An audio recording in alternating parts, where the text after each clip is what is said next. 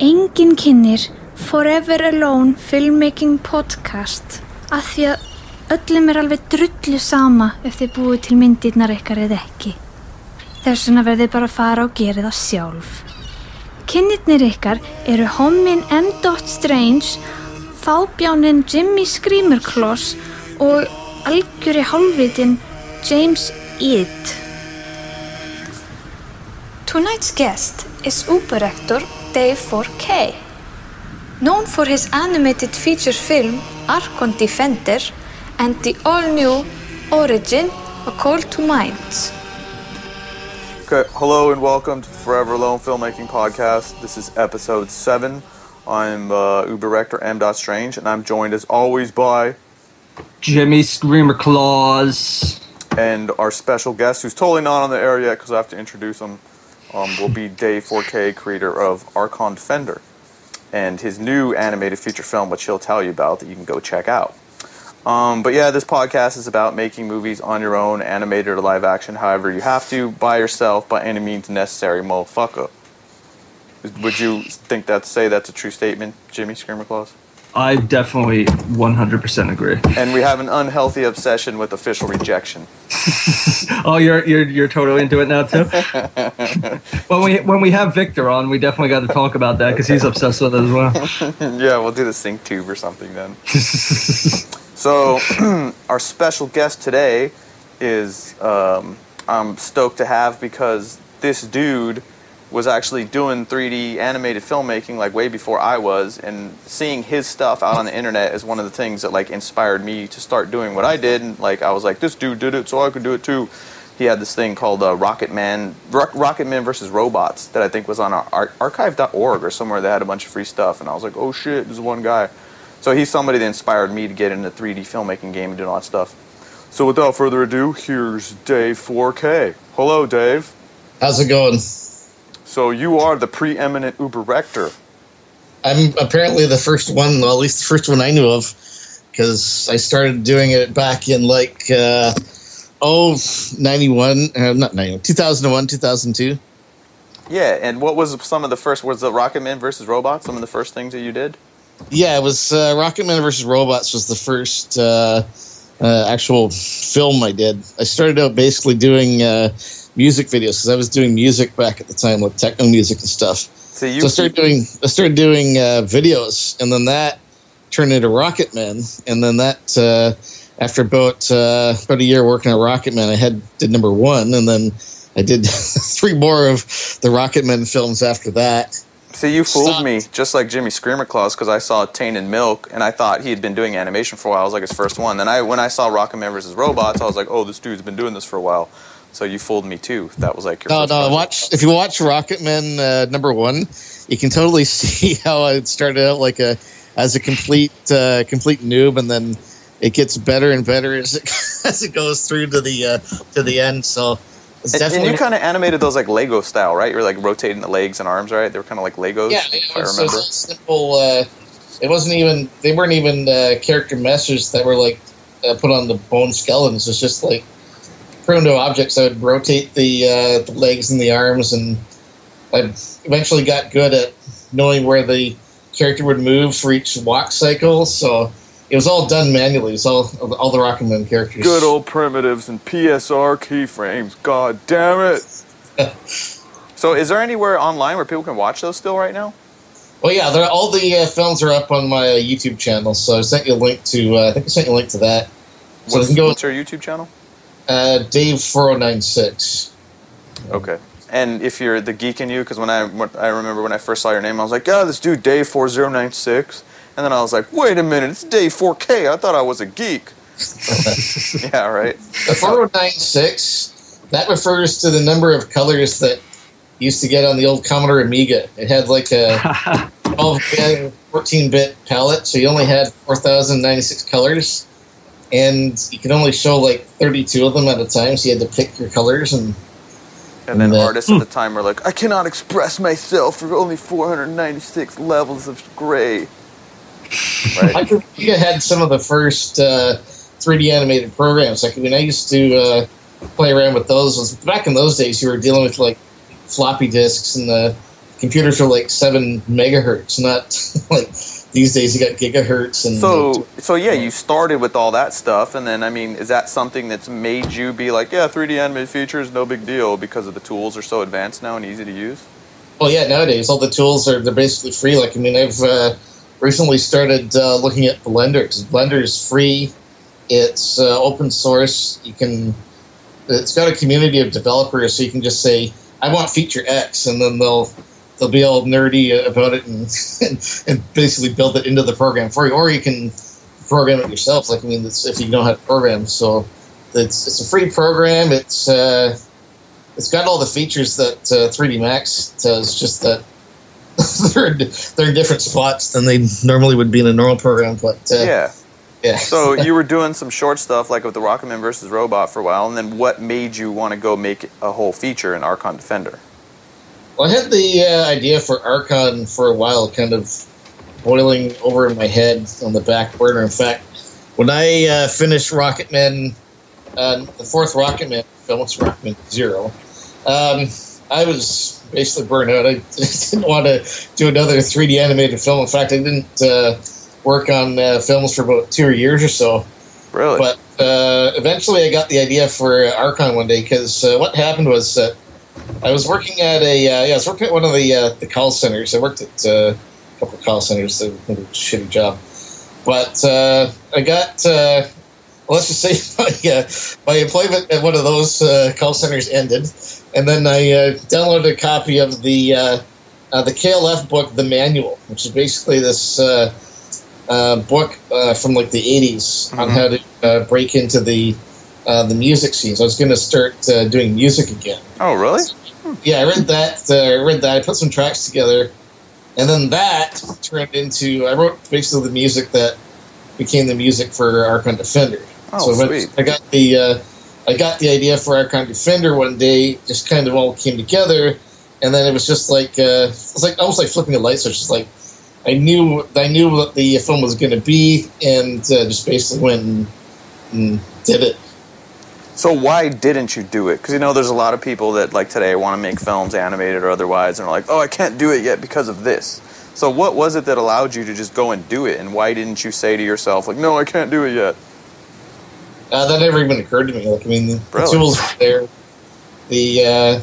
I had the whole concept for Archon Defender in actually more than Archon Defender. It's more of a 3 film project actually. But no, it never even occurred to me that it wasn't possible. Mainly for the fact that I'd already done all the Rocketman films. So it was on past successes or past things that you completed, and you kind of like figured it out. Like, well, this is that much longer. It'll take me this much longer, but I know I can do it. Was that kind of something that pushed you? Yeah, exactly. And it was a bit of a learning curve, because when I started Archon, I originally was going to do it in 2D, like actually drawing it by hand in a program called it was called Moho at the time, but it's called the Anime Studio nowadays. Oh yeah. So I was going to do it in that, but it turns out I'm really bad at drawing in 2D. So I got to the one scene. It's actually the scene in Archon where they're trying to escape from Echelon, and they're climbing onto that lifter. That scene I was trying to do drawing in 2D, and it would have taken forever because you're all, what the fuck? Yeah. So you're all pencils. What? So I had to quickly learn how to do character rigging and animation in order to get Archon done. So basically, having the project on the go forced me to learn the skills that I needed to get the project done. So it was pushing you, because I always thought that's the best way to learn, you know, out of necessity, like having a reason.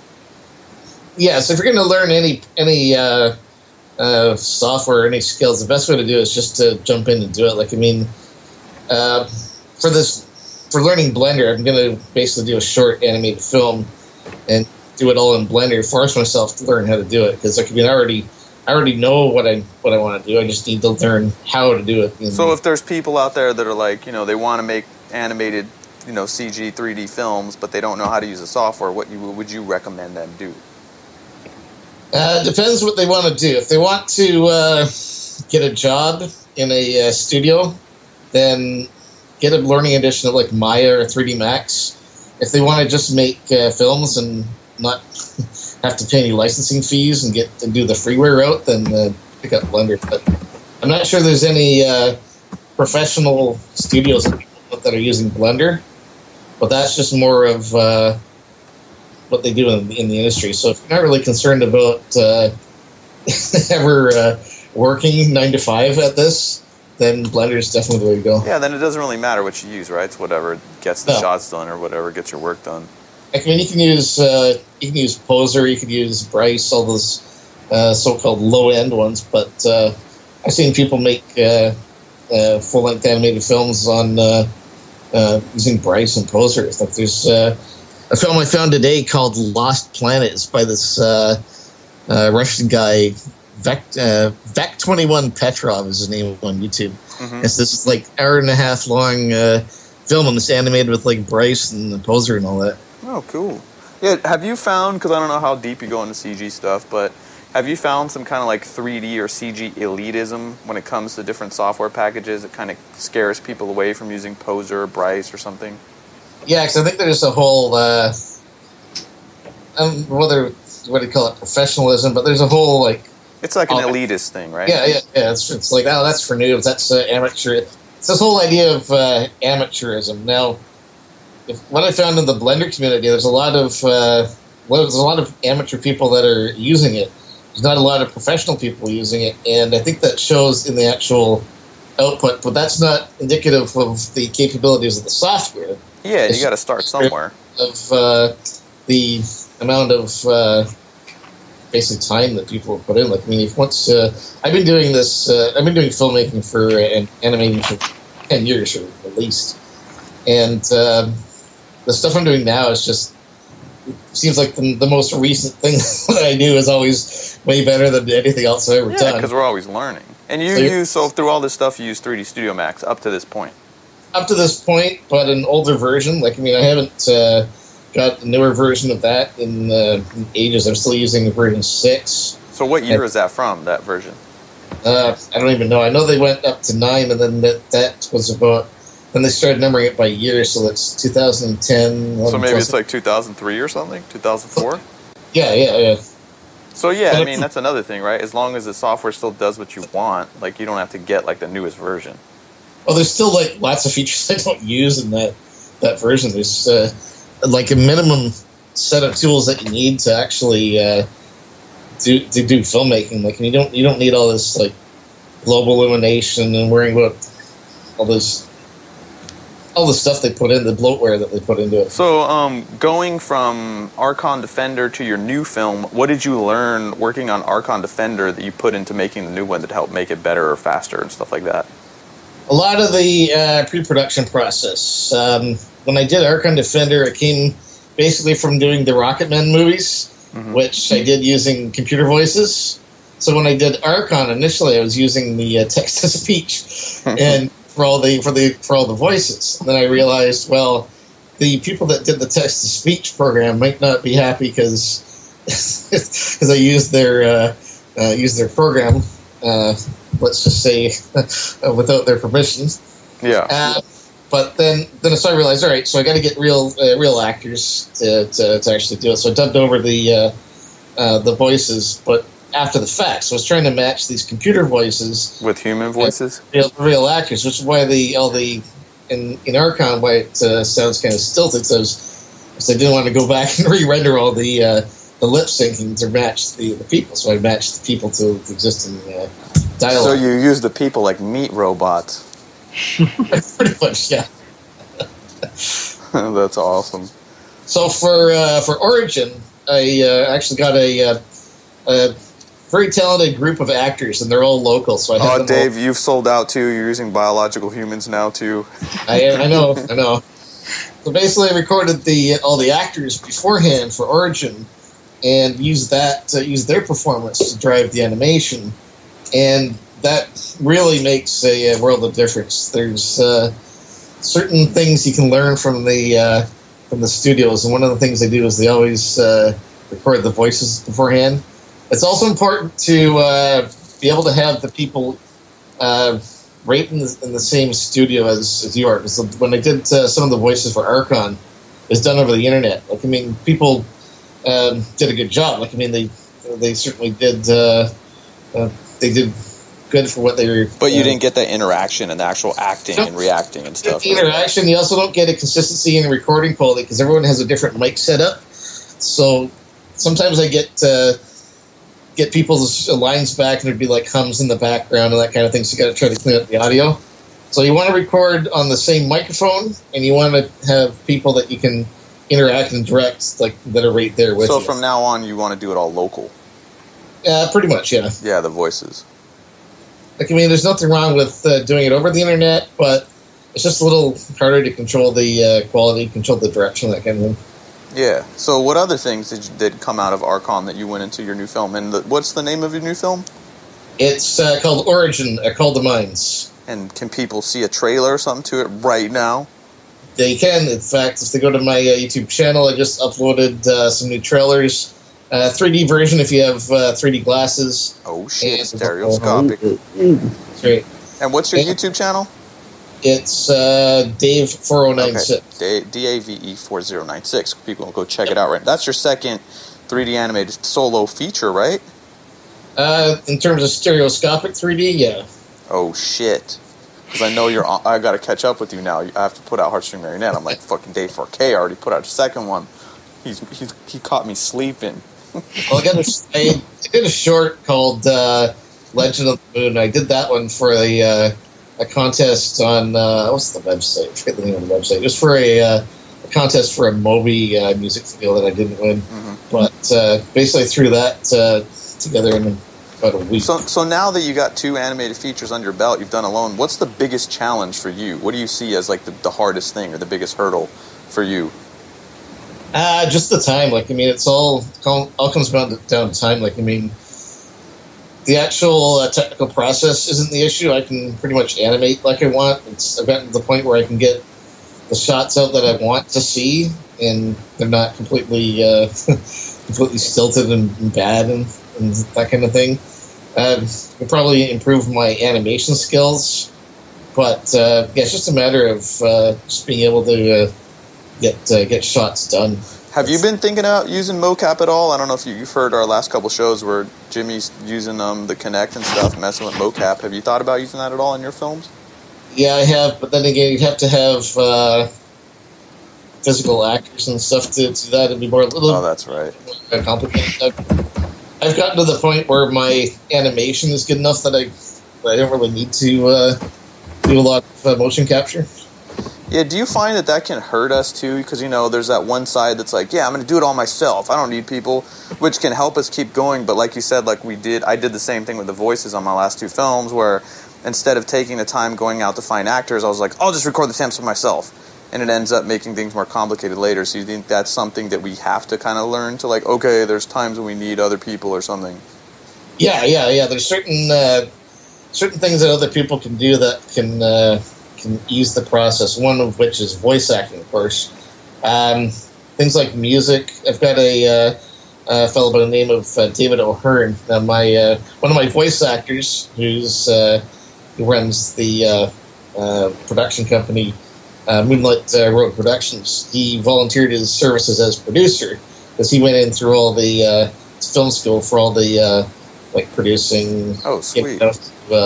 Getting out to film festivals, that kind of thing. Now, I'm absolutely terrible at that kind of stuff. Yeah, me too. I like to sit here and make films. So he's working on the promotion end of things, and he one of his contacts, David O'Hearn, is a musician, and he volunteered his services to do the music, which I could do the music myself, but then again, he might have a different way of doing it, and he's diligently working away right now at the music, and hopefully I'll have that in a week or 2. Yeah, do you feel this way? Because the way I kind of look at it, it's like, yeah, I'm going to do everything myself to kind of prove something to myself, and then once you've done it, then you're kind of more open to sharing and working with other people. Have you found it that way at all, or? Yeah, in fact, that I was more close to that because I was like, I'll just do it all myself kind of thing. But once I worked with the actors that I got through through my contacts at the Mississauga Independent Film Festival, the local actors and the internet actors I had prior to that. It's sort of slowly come around to the whole collaboration thing. Now, I wouldn't be too keen on working on an actual production, like if an animated production with someone else, just for the fact that it's hard to get more than one person on kind of the same wavelength without money being involved. Yeah. Start doing that, then it's like without kidnapping. It becomes someone's vision, and then the other person's not their vision. Or you get like the Pixar DreamWorks thing where it's all like done by committee, which is why all these animated films in the theaters are so watered down. Yeah. Do you watch a lot of movies, Dave? Is that like a big influence for you? Are you a big movie geek? Yeah, I'd say so. I don't know to what extent I'm influenced by them. Certainly things like Akira, anime, science fiction movies. Oh yeah, what are some of your favorite like anime series or science fiction movies? Anime. Okay, we're looking at Noin, Ghost in the Shell. There's an animated series that was out called Noir. It was out a while ago. In fact, it's done in this style called limited animation, where it's basically they don't do a lot of they don't do a very high frame rate, but it's a lot of camera motion. So a lot of my 2D camera work I got influenced based on that series. What series was that? It's called Noir. Oh, okay, yeah. So they actually take basically the technique is you take a background plate that's like, let's say, twice as large as your frame, and you make like a virtual camera movement and have your characters just as kind of a. Oh, I see. So that's one trick for cutting down the render times, because if you can do it that way, then you don't have to render out a background every frame. Yeah, I think, how about, can you share some of that stuff with us? Because I know a couple times I talked to you and you were telling me about all those things that you were doing so you didn't have to render full 3D backgrounds and stuff like that. Yeah, it's basically like traditional cell animation, except the cells are all in the computer. So you do your backgrounds, you do your characters. Now, if you render your characters out with like a proxy floor where you put the shadows on, then you can comp the characters into the shot. And you got to separate it out like foregrounds, backgrounds, that kind of thing. And if you do like I was saying, a rendering that's larger than your actual frame is going to be at the end, then you can add camera shake, camera movement. Now those are for shots that aren't really action-packed or moving at all. Lately, these days, I've gone to a lot of full camera movement shots, but only because I've gotten newer computers that are faster. So as technology improves, it becomes less of an issue. But still, if I'm doing dialogue scenes or something that's just a lockdown shot, I'll just render it out as a background plate and the characters separately. Yeah, because I mean, I think there's a lot of times, we can get caught up into being like, it's 3D, it needs to be full 3D, but it's like, if the camera's not moving, or even if it's just moving on the Z-axis, like in and out, that could just be a still, right? And you can, if you're going to blow it out of focus or something anyway, it's like it doesn't really matter. The other thing to keep in mind for camera movements, and this is something I find a lot in amateur productions, even going back to the Amiga days, is that let's say you have a camera movement and then camera stops. You don't want it to stop dead. That's a common beginner mistake for any camera movement characters. You want to have like a soft trail off on any of your motion curves. Now that trick alone is what separates the beginner from intermediate or the professional. Yeah, and it's just like having moving holds through all of your keyframe animation too, instead of the stuff in 3D. Yeah, it's just dead, right? You can get away with that in 2D, but in 3D it's just whack. It just seems like everything's dead.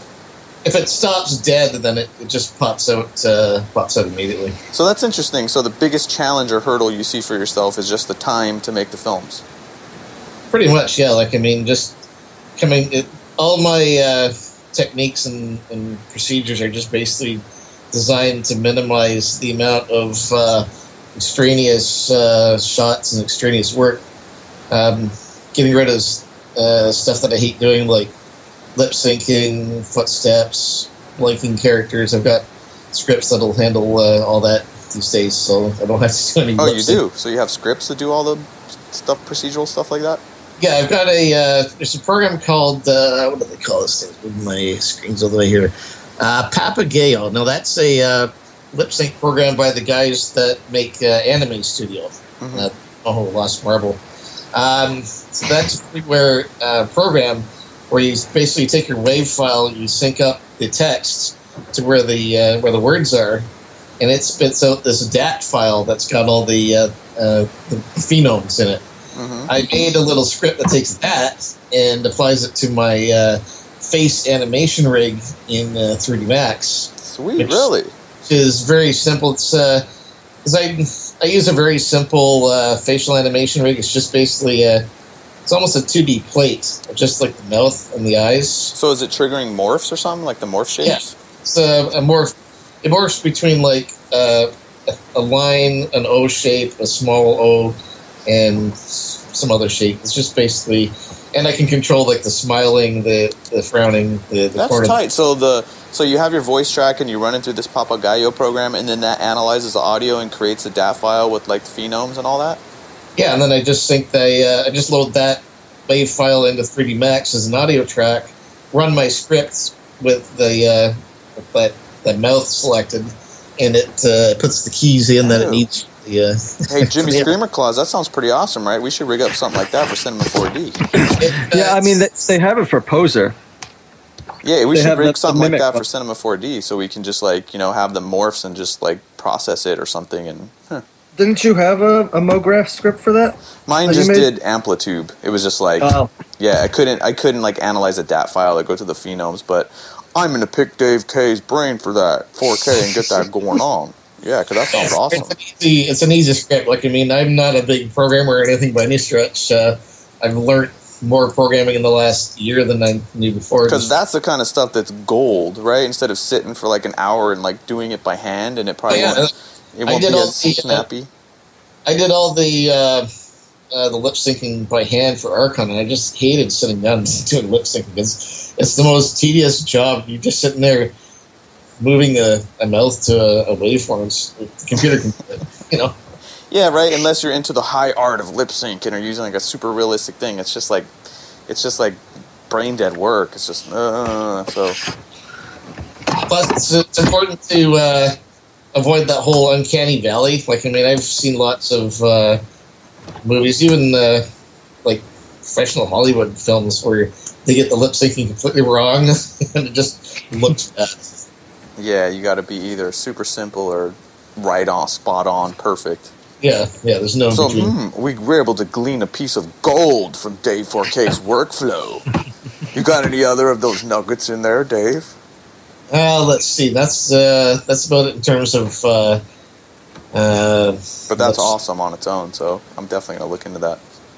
I did a similar thing for syncing up footsteps. Basically, what I did is there's a program called Reactor, which basically is a modular synthesizer. Yeah, the Native Instruments audio program? Yeah. So I made a Reactor synth with all my footstep sounds that I would ever need. So I've got a concrete, walking on dirt, grass. I can load up anything I want into that thing. So what I do in my program DD Clip, which I use for editing, is I made this impulse, which is basically a click. So I went through and I put a click every time I needed a footstep. Every time just follow the video and you put a click where you need a footstep. Save that out as a WAV file, load that into Reactor, and then it creates random footstep noises. So then I load that back into my video editing. So now I've replaced the clicks with my footsteps. Are you an android, Dave 4K, with these workflows that I cannot comprehend with my flesh and meat brain? You have to be a bit of a robot. Was Rocketman versus Robot some kind of harbinger? It was, yeah. Dude, that's awesome. Yeah, I mean, I think that's really the future of what we're doing in filmmaking. It's if you can program to or do some, create your tools to. Yeah, that's what I like about Blender is that it's basically, because it's open, you can go in and program and all the documentation is there. If you can program, you can do anything you want.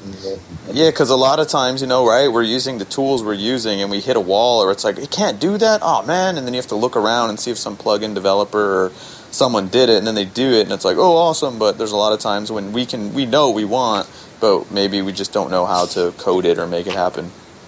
Yeah, that's why it helps to have a community of developers that are like more than they're just itching to put in features that haven't been put in yet. Yeah, and that's why I'm like you. I was like, yeah, Blender. I should start using Blender because it's open source, and then if you make a film with it, like the whole huge Blender community gets behind you and they promote it and want to help you. And so I was looking at it, and I tried it a couple times, and I was just like, duh. So I need to put more time into it. And I saw a comment by one of our hardcore listeners who actually has done some really dope Blender animation I've seen, and he offered to create a Blender tutorial class just for the listeners of this podcast. So we might have to hit him up on that. Yeah, because he got really good at it. I saw his stuff, and I was really impressed. So we're going to have to check that out. There's definitely lots of tutorials and documentation and resources for Blender. Like, I mean, they've the first time I used Blender was the original version. It wasn't even before they sold it off to the freeware developers. Mm-hmm. I think the original version didn't even have an undo function. So it was this just ridiculous thing. So I never used Blender after that until like recently. Huh. Yeah, it definitely looks like something in the future that, if people like us could use and work together with the, that community and the developers and stuff. But I think the first person to make a feature animated film with Blender is going to be like an instant hero to that. To the Blender. Yeah, no, it's pretty amazing. Like, I've seen those short films, and that whole community and tons of people are just like, this is the greatest thing ever, it's amazing! And I'm like, okay, well, I guess they made it with Blender. But, yeah, so I'm like, hey, if I made it with Blender, they would say that about my film. That film, you saw that one, right? Which one? The latest one, Sintel. Yeah, the dragon one? Yeah. That, technically speaking, was well done. Technically, dude. I mean, for a small team or whatever, sure. I basically knew it was going to happen at the end of the film halfway through it, but technically it's a brilliant film. Like, I mean, it just shows that you can everything that you can do in the normal. Well, let me ask you two guys about this, because this is something I've observed. Do you think that people that get into 3D, and like that Sintel thing's a perfect example, that people get too proud of themselves for their technical achievements and forget that they're supposed to be making movies that have like new shit and twists and turns and characters and real emotion, and we get too proud of ourselves? Like, look at that fucking render! Look at the volumetrics! Oh! I definitely think that, yeah, some people do, because if you look at all the communities, that's what a lot of them really are based on, is just who's rendering the best detailed character and everything. Nobody really, like, just the whole filmmaking part seems lost on a lot of it. Yeah, what do you think, Dave? Yeah, there's definitely on the forums a lot of gearheads, and that's not a lot of what I call independent filmmakers. They're just basically making demo reels instead of films. Like, they forget, right? Or it's like, wait, huh? It's like, yeah, dude, that's a dope render, and it's at 4K, and, you did it in 27 passes and composite it with Nuke, and, like, yeah, it looks awesome, but it's supposed to be a movie, not just, like an image sequence of, like, shiny, cool cliches. Like, that's my thing. I'm just like, huh? Well, I wonder, like, with those schools, like the Noman School and all those other ones, do they even teach basic filmmaking and writing, or is it all just technical modeling and Well, they all that? do, but I think, like Dave was getting at, it's like, hey, if you want to get into this shit to work for other people or work for a studio, work for yourself. So I think they just teach you how to work for other people. So that's to please your boss. And to please your boss is to do the status quo and do the shiny shit and whatever. Because isn't there, like, there's a whole Blender institution, too, isn't there, that puts out movies the or something? Yeah. Yeah, I remember watching it on YouTube. They showed their render farm and everything and what they were doing. They were maybe it's that dragon movie you guys were talking about, because they were working on something with the dragon. It might have been The Elephant's Dream, which was their first short, and it had all this hype and all this shit, and then it was like, all right. Someone should have, like, they forgot that it's like a movie that you're supposed to care about, like something. Besides, like, it was made by the Blender community. Like, that's awesome. I'm all for that, but it's like, it's a movie. It's supposed to be able to stand alone or something. Take it by little steps. Like, I mean, they got to get the program where it's usable by the artists.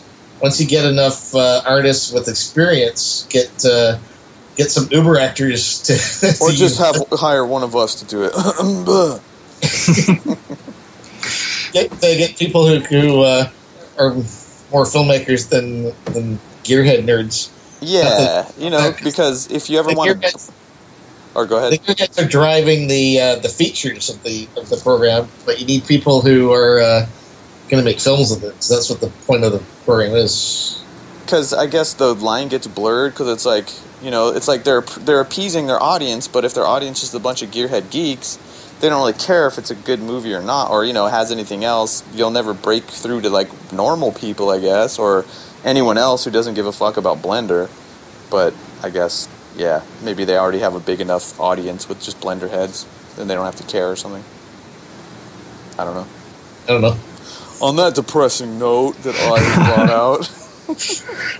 So, why don't you let everyone know out there at Dave4K what they should go check out from your stuff, or where they can buy your stuff, or whatever you want to, throw down to the people listening to this podcast.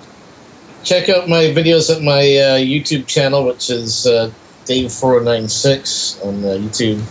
You can go to www.archondefender.com or archondefender.blogspot.com, where I've got occasional updates.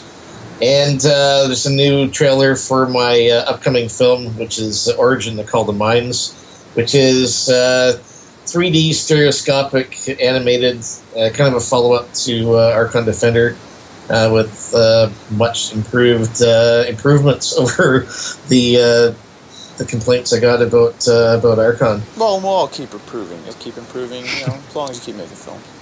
Exactly. So, I'd like to thank you for being on the podcast, Dave4K. It was awesome. Like I said, you're an inspiration to me and help get me, doing what I'm doing. No problem. Thank you very much. And I look forward to seeing Heartstring Marionette. Hopefully you'll get that. Hopefully we can play the two back-to-back at a film. Yeah, dude. I mean, all three of us. Screamer Claws, too. We do a triple feature. Whoa. And then I gotta hurry up and finish my third feature before you do, Dave4K. Make sure you do it with 3D glasses. Yeah, I'll do some of that stuff. So, yeah, dude, thanks for being on the show. And if you want to phone suicide yourself right now, because I can't bear to do it. So, dude, thanks again, and everybody go check out Dave's stuff. Bye. Take her easy. Good talking to you, Dave. Good to see you. Bye. Okay, Jimmy Screamer Claws. Oh, but now it's just the two of us. It's a lonely, lonely world. Oh, we forgot to mention that James Id is on sabbatical this week. Because we're doing it on a different day, too. Yeah, I changed it up because we got a bunch of guests, so I was like, let's do double. So what did you is there any stuff that stuck out from what you learned from Dave's workflow or anything like that? I was mainly concerned, or not concerned, but curious about just like the differences between 3ds Max and Cinema 4D, and what really you could do in one that you couldn't do in the other. Yeah, from me, like, I'm not experienced in 3D Studio Max, but I mess with it. 3D Studio Max is super powerful. Like, you can do a lot more than you can in most other 3D apps with that program, but it takes way more steps. Mm-hmm. Like, oh, really? Yeah, like if you just want to select a polygon and extrude it, in Cinema 4D it's like 2 clicks, and maybe in Max it's like 6. I'm pretty sure 3D Max was the first one I tried to learn when I first got into 3D.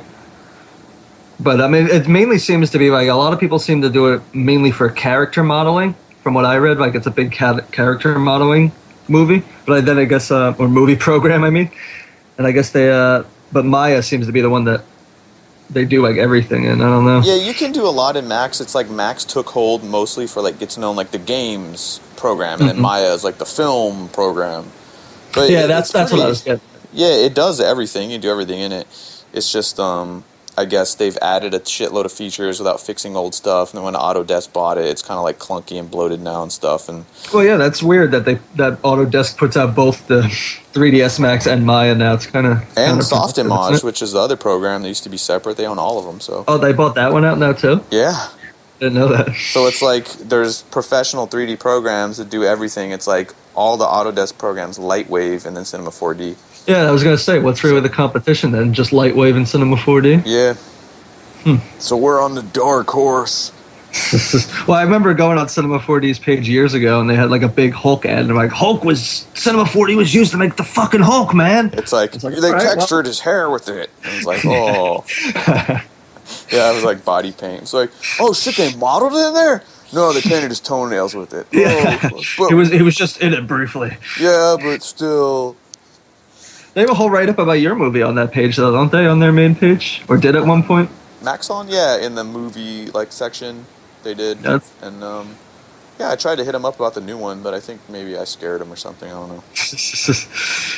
You know, they're like, no, not after the first one. Yeah, you can't blame these companies though, because if they're bigger companies and they have like a parent company that has like, they're supposed to be for families or some shit. If you're doing like super edgy stuff, then they're kind of like, I don't know. Yeah. Like if you get famous and like, the status quo accepts you, they'll be like, okay, great. But until then, they're like, I don't know. You might go kill some kids. And, yeah. So I don't have to tell you about that, do I? No, not at all. You're like, why can't I get sponsored by Baskin Robbins ice cream? And they're like, it's like, oh yeah, all that stuff. But yeah, dude, that thing he does with that Papagayo and the phenomes, that sounds awesome. If we could like hook something like that up in Cinema 4D or something. Yeah, that's a lot. That's pretty much what Mimic does for Poser. So I've never really had to do real lip sync before. Yeah, I've just always done it from the wave file generating. It's called phenomes and that too, actually. When you do it that way, can you load in your own morphs, your facial morphs, or it uses the built-in character ones, so like the O8? Well, it really only does like the lips and like the eyebrow movements. And then like I do the expressions myself. Well, not myself, but just from using other Poser. Yeah. Yeah. Because I was thinking, what if you like made all your own like mouth shapes too? You can do like really fucked up stuff and then have it load those, when it processes it or whatever. Oh, I don't know. I don't know if it does that. I'm gonna look into that option. Yeah. Because it's just like, a lot of those programs kick out like text files. There's like you said, the DAT file. And then you just need a converter to like convert it, from one program to another. So I think that would be pretty tight. Yeah. But I'm all like interested in those shortcuts and shit, because the more we can just be banging out ideas and watching the final fucking movies and not like, being caught up tweaking on shit in the middle, the better. Yeah, and it kind of scares, at least me, away from projects sometimes. Like, oh, this would be something I'd really want to do, but then I realize, it'd be like, oh, it's a year investment to do this. So it all of a sudden sounds like not such a good idea anymore, Yeah, dude, like humans scare me right now, not in real life so much, but in like Cinema 4D, because I wrote this script that I finished a couple days ago, and it's like realistic humans. But like that terrifies me, because I'm like, oh, I got to do lip sync and then lip sync on humans and So just as far as like the time it takes and like getting the look I'd want or something. So I read your new blog. Are you talking about the God Lives Underwater movie? No, I finished that one. I finished a couple months ago, and I finished the animatic for that. And then I just got a random idea out of the blue. Another animated feature script that I finished last week that is totally different from anything I've ever done. But I figured, like, the God Lives Underwater movie, if once people see Heartstring Marionette, they're like, okay, it makes sense, this guy would make this movie. And so that, like, makes sense to me in a workflow sense. It's like, okay, I can reuse some of the sets and props and style, but then, like, my inner whatever wants to be like, no, fuck that, you need a challenge. So it wrote, like, a whole different, like, sci-fi kind of alien post-apocalyptic movie. So that has humans, but then I'm like, humans! So I don't know which one I'm going to do with the... But God Lives Underwater would be in the same universe as Heartstring Marionette? Yeah, it's pretty much, it's the same world. Just like in so almost countries. Like a sequel, but not quite? Yeah, kind of. No, none of the same characters, but it's all the same. Because, I was like, well, I made this world. I like this world. I like the style of these characters and shit, so I should do it another, Marionette movie. I think we talked about this on the podcast before, but it's almost like what video games do, how they build an engine and then make like a whole bunch of games quickly out of it. Yeah, I mean, that's smart, right? You don't have to reinvent the wheel every... Yeah, like even Grand Theft Auto. They had like Grand Theft Auto 3, then a few in between that just were all made on the same engine. Then they switched to Grand Theft Auto 4. Yeah, right? Because if you create a good story, it's like, who cares if it's the same engine? Like, Yeah. So do we have I think we have a fair number of questions this week. We do, and we have 2 left over from last week that we didn't get to. So is this going to be... No, this won't be a theme episode, right? We'll save a theme for when James comes back. Yeah. So it would be the storyboarding or visualizing after script writing or something? Yeah, I don't even do storyboards, so that'd be interesting to hear what you guys have to say on them. Because I'd like to start doing them. So what do you think? Should we get to answering these questions? Sure. Do you want me to... How do you want to do this? Do you want me to read them and then just answer them? Okay. Yeah. So one of the ones left over from last week is, in a generic sense, how would you guys suggest making partnerships for certain essential tasks that make your work much more professional looking, like MDOT did with Endica? Is it too risky to form partnerships over the internet? Idea theft in parentheses. And always better to meet somewhere, like a convention? Have you ever been to conventions with people looking for things like that? Why don't you answer that one first, because I know you went to conventions while I think about it. I've definitely met actors and stuff at conventions and different people. It's definitely helped me before for doing horror movie conventions anyway. I've never been to any anime or animation-related ones. I don't know if there's really general animation ones, are there? I guess that'd be more of a Comic-Con kind of... Yeah, they're mostly Japanese animation or something. Yeah, but as for making partnerships for essential tasks, I mean, I really haven't made too many partnerships for my animation. You got like a team of actors and stuff, right? Or you got some voice actors, and I guess does that count? I guess I don't really understand the specific question. Is it too risky to form partnerships over the internet? I mean, I've worked with people over the internet. All those, like, Passenger shit, he lives in Australia, so I did him over the internet. I did you over the internet. Trent Haga, I did over the internet. Maybe he's asking about, like, if some dude writes a script and you direct it, like something, like some major collaboration there. Because I know a lot of people try to do that kind of thing. Well, yeah, I personally wouldn't do that at this point in my life, just because I have a whole bunch of scripts that I'd want to do anyway. Unless it'd be like, some huge chunk of money, obviously. Yeah, so I don't know. That's not really for me. At least not right now. Yeah, Well, I would say I've never done that. Like the major partnerships I had in films, like in We Are the Strange, Sean Boyles was an illustrator who I worked with, and I knew him in real life and worked with him. And Joe Morishige, who did the sound design, I knew him in real life. So I guess it just depends what kind of person you are. Like I don't really trust people much. And I'm not really one to just, like, trust somebody. So yeah. I guess I've only worked with my friends or people I kind of knew, so that I trusted. But then it's like, how do you trust people outside of friends you already have? And I would say maybe you can do what I've done is, like, some smaller kind of, not throwaway projects together. So, like, hey, let's do a 30-second animated short, or something. Yeah. With that person with the same kind of, like, job or the same roles, and then see how it works out. Because usually if a person can like come through on a smaller project, then you kind of know where they're at, and if they can't come through in a smaller one, then there's no fucking way they'll come through in a big one. Yeah, so exactly. You kind of got to, because a lot of people talk like yeah we got ideas, and I'll animate or I'll do this, and then you throw them in the grinder of like production and having a deadline, and they're fucking gone. Yeah. Like I don't know if you've ever had that happen where you tried to work with people. Never animating wise. I mean, making films, sure. Like even people I've like cast and everything, and went back and forth for a month. Came back to came to shooting day, and they just flat out didn't show up, and they're like, oh well, I found something else to do or whatever. You know what I mean? So that's kind of why I went to animation, actually.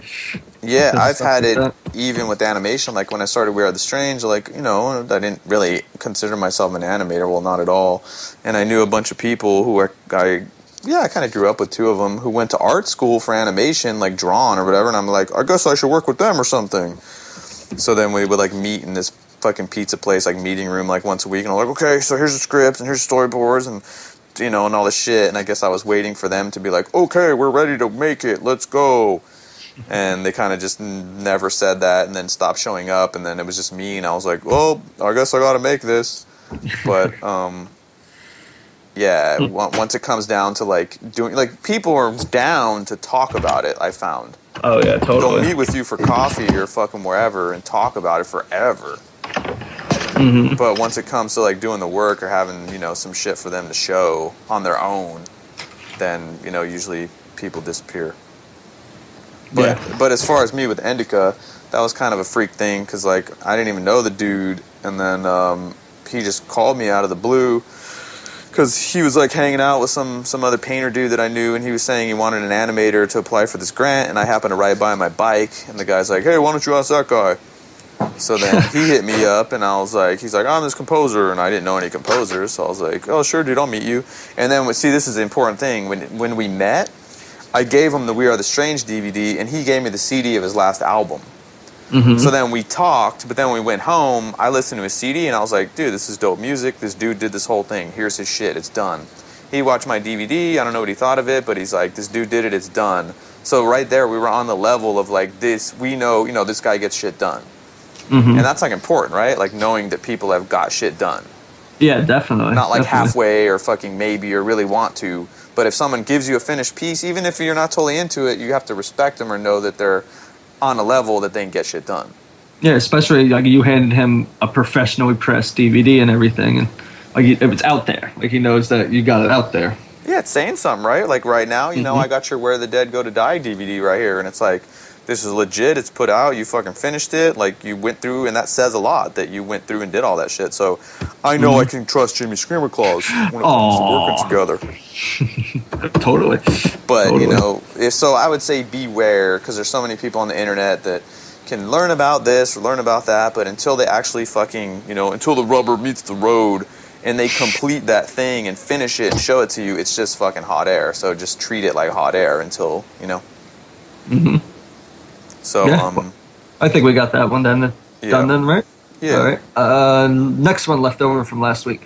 Been loving the podcast. Have you ever seen a short film called Blackwater Gospel? There's a really cool technique that can get really good 2D looking results that the film uses. I replicated it myself by setting my materials to not respond to any kind of shading at all, then texture it the way you want and just composite it into an actual 2D background. I did start watching this movie like 4 or 5 times. It's really short too, but every time I try to watch it, something interrupts me and I just kind of forget to finish it. But it does look really cool. It looks kind of like that. Have you ever played Borderlands or seen the video game? Yeah, I saw it, and since I'm such an animation geek, I think I remember that it was made by the animation school in Holland. So you have seen the short? Yeah.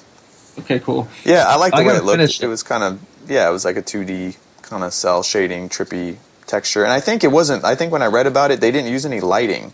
Like all the lighting was painted into the textures. Mm-hmm. So it rendered super fast because it's all painted. Definitely an interesting look. Did it say which program they used for that? I don't remember, but no, I couldn't say, but But it was a team of people. It wasn't. It's a school called the Animation School, and I think it's in Holland, and so they have their final project. So it's like 30 or 40 people working together on that film or something. Because if you look for like the Animation School on Vimeo, you'll find all their films, and most of the films that come out of there are dope. Like, at least the style and stuff, Mm-hmm. Because I'm a hater, so I'll be like, yeah, it looks tight, but Osamu Tezuka would puke. Not like I'm not trying to say I'm some dope storyteller. I'm a rookie, but, I look to people like Osamu Tezuka, who's a fucking master storyteller. And this dude just fucking shitted out awesome stories, like, every day. So when I see some, I'm even my own stuff, I'm like, yeah, whatever. This is nothing compared to that dude. So I try to hold it to his standard. Oh, but that short was dope though. It looked dope. Yeah, I'll definitely have to finish it.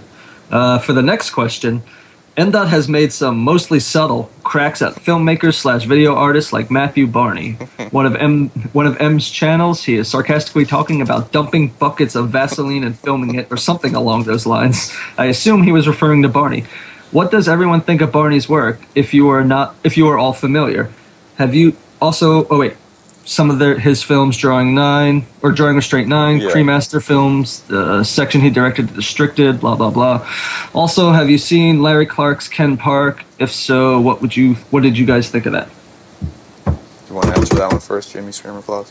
Well, I don't know if I've seen all 5 Cremaster films, but I know I've seen at least the first 3 and probably half of the 4th. Mm-hmm. Like, I have them all, and I have tried to watch them. They look really cool, but I don't know what's going on, if anything at all. It's like, this is the way I almost look at it. It's like he had millions of dollars to make those movies, and it's like the first time I could ever kind of say this in my life. It's like that the way the money spent and the way the movies turned out, they would have been better off as like edgy commercials, commercialized, like advertising a product. Like there's that one with that chick who's running through like a football field or something, and she has all this crazy hair, and I think she's holding blimps or something, some shit like that. And it's like if you would have just put like a Ford ad like right there and just said Ford buy now or something like that, it would have made more sense to me. Well, dude, would anyone know who he is or even care if his girlfriend wasn't Bjork? I think I saw the Cremaster films before that, just because I like weird movies and I just saw them suggested somewhere. And then when I found out he was Bjork's husband or boyfriend or whatever, I was like, oh, that makes more sense. Well, because to me, I hadn't heard of anything, and then I was in Brazil for the Res Fest like in 2007, and that's all anybody said. This is Bjork's boyfriend's movie. It's Bjork's boyfriend's movie. Bjork's boyfriend. And it Which one was it? I think it was a Drawing Restraint 9. I think it was that one. So my personal opinion is just a bunch of bullshit, and that he's just some art fag, like rich guy, like whatever, Bjork's boyfriend who has like millions of dollars. Like, I'm an artist, but art is like people that are there. Like art is so far from them. They think they are it, and they're so close to it because they have edgy friends and edgy networks and all this fucking bulletin people around them going like, yeah, it's all by beautiful. But I think that's like the farthest you can get from like the true thing or the true power of art. Because when you have any fucking thing at your disposal that you want, like millions of dollars and fucking like ships and all this shit, like dude, there's no struggle in that. Like there's no fucking fire. It's just like decadence, So I think it's a bunch of shit. I mean, there's cool stuff visually, but I mean, that's really all there is. Like, there's no substance, there's no, like, anything. I used to take clips from it and just put them in visuals when I played live, because I just string together a bunch of fucked up clips like that, and they were good for that. But I mean, that's literally about it. Like, I couldn't sit there and watch them all the way through. Dude, to me, it's like a hipster that, like, has this cool-ass hair and all these tattoos and looks all cool and knows all the cliches from all the fucking movies and pop culture references. But then when you come down to that person's life and what they're about, there's nothing there.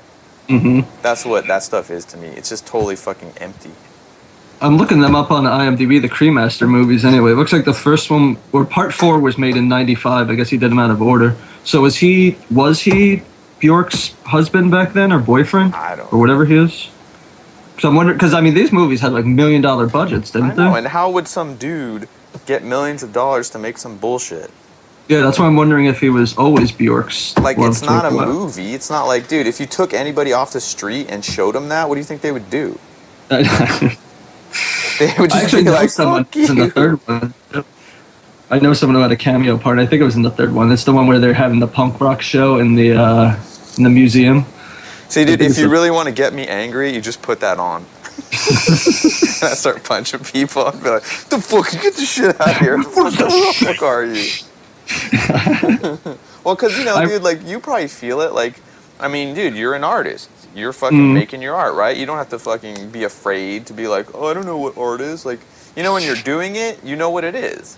And I think there's so many people that aren't doing it and don't know what it is and don't have the fucking guts or balls or the fucking whatever to actually say that they think it sucks. It's like that hipster shit where people are just like, yeah, it's cool, I guess. It's cool, I guess. It's, yeah, Like, you don't have that whatever to have an opinion. But then when you do, you're just like, what the fuck is this shit? At least that's how I feel.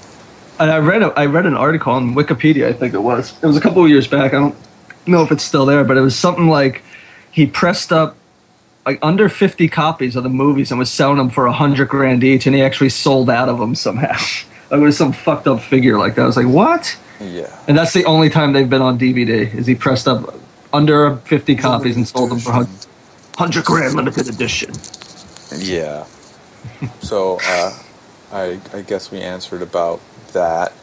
Have you seen Ken Park?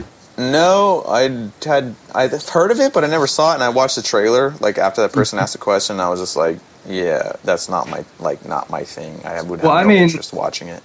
Yeah, I really don't like either one of them, Larry Clark or Harmony Korine, except for Bully. I like that movie Bully. I think that's a pretty grimy, fucked up movie.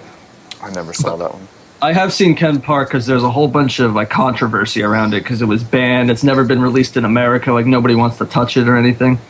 And it's just, have you ever seen any other Larry Clark movies? I don't. Did he do Kids? Yeah, he did Kids. Yeah, I just saw Kids. Yeah, I mean, it's basically just kids. The whole movie's just all white trash kids fucking each other for like hours, you know? Just like long love scenes between what's supposed to be 16-year-old kids, and one of the kids is having an affair with one of the other girl's mothers, and like they get into that whole thing. Yeah. And then like I thought it was stupid. I don't like them like at all, really. Well, here's the thing, dude. Like, you know, when I saw kids, I was like, what the fuck? That's like my friends. Yeah. Right? I was like, big deal. Okay, yeah, all right. I mean, outside of the fucking AIDS, at least that we knew about, I mean, there was like, yeah, rumors of people that did have AIDS, but it was like, okay, yeah, there's my friends. Because I saw it when I was like 17. So I didn't see the big deal. I was just like, yeah, okay, all right, I guess. But I guess if you lived in a place or you were somewhere where you never had to like mix with that kind of stuff, it would seem all edgy or shocking or something. Well, I was in, what year did that movie come out? Let me look it up on IMDb. Like 95 or 94 or something. Yeah, it was 95. So I was probably like 12. So I remember being in school and everyone was talking about it, but they were mainly just talking about like, well, these kids smoke pot and fuck and it's great. Like it was just, you know, you're a kid and like that movie sounds awesome. Yeah. And then I remember seeing it. I was just like, I didn't really get it at the time because I wasn't into like drugs or anything at that point in my life. So I just didn't even get it. I was just like, what? I don't understand. But sperm has vitamin C in it, and that's why bitches live longer. Yeah.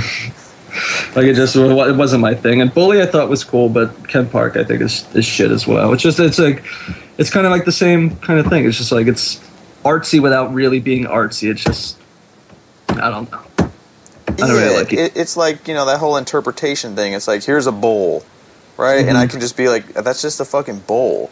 And then some guy goes, no, but what you don't see, the bowl represents fucking this and that and coal. And I'm just like, no, dude, it's just a bowl. And then the people that don't know will be like, oh, really? Oh, yeah, the bowl. It's more than the bowl. And, you know, I'm just like, shut the fuck up. Like, yeah, that's how I feel with art and all that kind of stuff. Are you a fan of Harmony Korine? No way. No? You don't like Gummo either? No, I think that's like James likes that stuff, and we talked about it before, and I'm just like, dude, what are you doing? But, you know, he liked it. But I have Gummo on VHS, actually, because I saw it in the Salvation Army, and I had to buy it. But I hate that movie, too. But for some reason, I wanted it on dude, VHS. I mean, I hated it, and then I learned when, like, I went to the Filmmaker magazine party and, like, met people, and then, like, the dude who runs fucking Filmmaker magazine is Harmony Korine's producer. Right, and he's hooked up with IFP, and then fucking the dude Harmony Korine would get like a fucking $10 million budget to do like his Superman movie, and then he wins the Independent Spirit Award, which is fucking put on by Filmmaker Magazine. Filmmaker Magazine's president, his producer, blah blah blah blah blah. So I was just like, yeah, whatever, dude. There's plenty more people out there that are way more talented than that dude that, you know, don't get their just due and shit. And I don't like his movies. I think they suck. So. Well, Gummo's just like, it's the most recommended movie to me ever. Like, everyone's always like, Gummo, did you ever see Gummo? It's like, yes. Like, I don't like it. Well, that's their only point of reference, probably, that they can kind of point towards what you do, or what they think you do. Yeah, I guess. Maybe. But, yeah, I hate all that crap, too. So I guess we're done with those boys. With hating. I don't know. I like hating. Is there some other more shit I can hate? Is there anyone else? Who fucking else sucks? Everyone does. Pick one out of the hat. Just tear people apart for this whole But there's movie. tons of people I like. Like, I was watching Todd Solondz's Happiness again yesterday. I like Happiness. Because I like that movie so much. I haven't seen many of his other ones, though. I have to watch those sometime. I've seen all of them. Which one's his best, do you think? Storytelling. Happiness is the best one. Storytelling's awesome. Palindrome's pretty good. That's the one I want to see. Yeah, I figure you like that one, because that's one about the 12-year-old girl who's trying to get pregnant over and over. What are you trying to say? That you're a sick fuck, Jimmy Screamer Claus. Or at least Welcome you seem that way through your film. Oh, yeah. Those movies. You mean my comedies? Yeah, my comedies. My Lassie. You're supposed to be laughing at those, bro. She hangs off the ceiling, remember? That's funny. She had a chain in the mask. So yeah, I was watching those again, and then actually James invited me to that Cinemageddon site, where they have all the movies that never went on DVD, and they have some awesome shit. So every once in a while, I download some weird Japanese movies or something from there. Nice. But yeah, Ken Park. I don't know. Do you like Ichi the Killer? That's a good Japanese movie. The mafia fucking director dudes? Yeah, actually I've never seen that. I read like the comic or something, but for some reason I see like the video screen caps and I'm like, ew, video, and I haven't watched it yet. I like Itchy the Killer is a good one. I like that Oh, one. Takashi Miike, yeah. Yeah. Yes. Do you want to continue talking about directors, or should we move on to questions? Yeah, sure.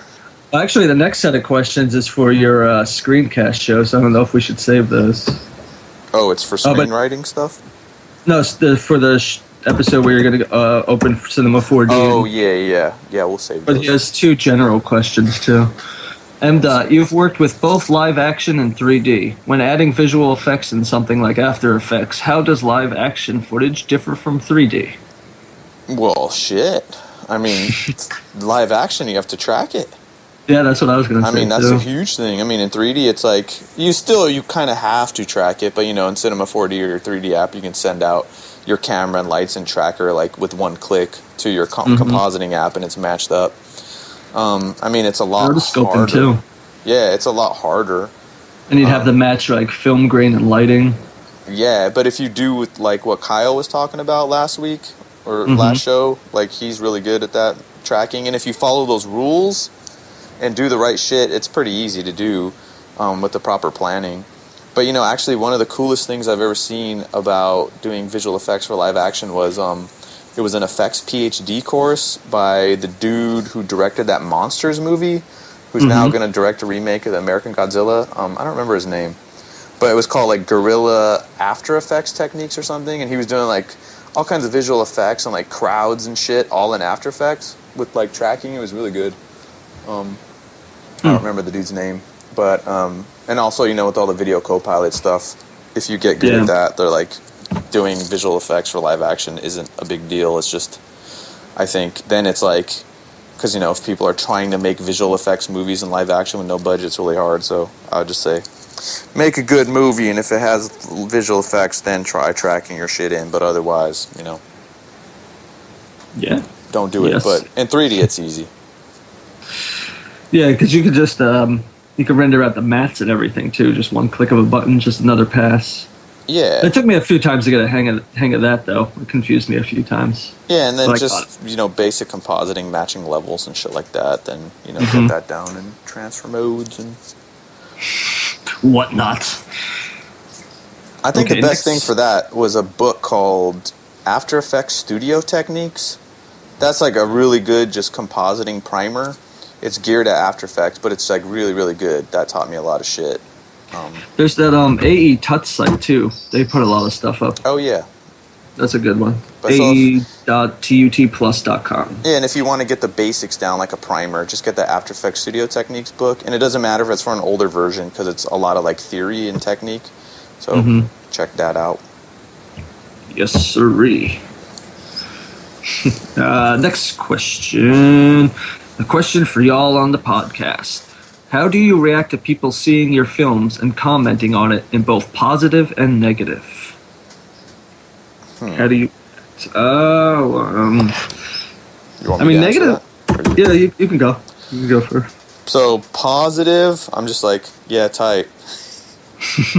Negative, I pay more attention to the negative shit than the positive. I guess that's the kind of person I am. But it depends what people say and how they say it. If it's on some technical bullshit that I don't care about, like, oh, your animation sucks or whatever, then I'm just like, yeah, who cares? But, because, if it's your art, there's a part of you early on, it's like, it hurts you, you're like, and you take it personally, and it's hard not to do that, but I think I'm maturing as a filmmaker, so I'm able to view things more objectively, and, I pay attention. I'm more like interested in what people pay attention to or what catches their attention and what doesn't. Because, there may be something in your movie that you think is some huge thing that people will get and they don't. Or there may be some random thing that you just think is some fucking little thing and they focus on it. So, I don't know. By the time it comes to, like, playing it for people, I'm kind of, like, numb to it already. So it doesn't really matter. I'm just like, oh, you like it? Awesome. If they have something else to say about it and email me, that's great. But, it's kind of, I just want people to find it interesting or enjoy it, but I don't let myself get too pulled up and down or whatever based on people's comments. What about you? Was for me, like, when it's positive on like YouTube and stuff, like and reviews on the internet and stuff, I'm always like, oh, that's cool, and it makes me feel really good and everything. But then like when I'm in person or people start talking to me about positively, I almost like don't believe them. I'm like, you're lying to me. You don't like my things. Get away from me.